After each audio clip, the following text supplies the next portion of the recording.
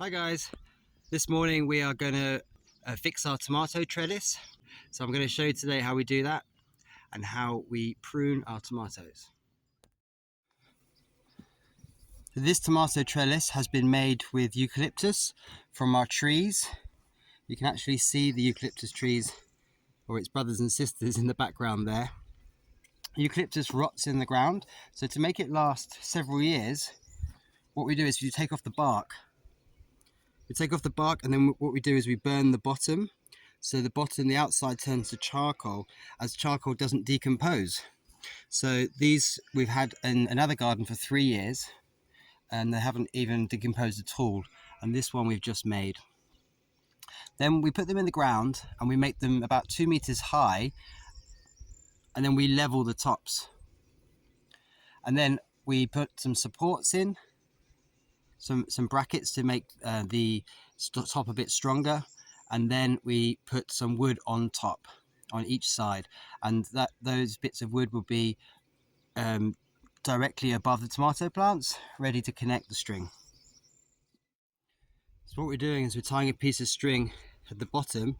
We've got these wooden supports, so we tie a piece of string from one support to the next, and on this trellis we have to do that 6 times. And once that's done, we'll connect string next to each tomato up to the support at the top. So to prune the tomatoes, what I always do is make sure there are no leaves touching the floor. So I cut off the bottom leaves,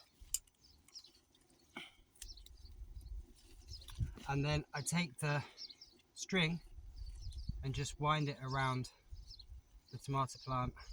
And then if there's any suckers coming from the bottom, I cut them off, get rid of them. I'm trying to create as much airflow as possible through here. I've planted these quite close together. And the other thing that we do is prune them.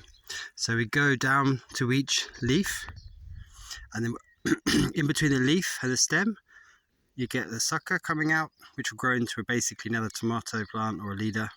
So just remove the sucker, and then another one here. So if we do that every day, it's really quite easy.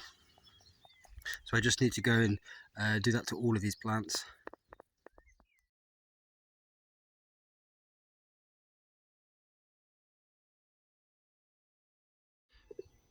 So I've now pruned both sides of the tomatoes, and you can see now all the lower stems, it's not as thick, it's not as many leaves.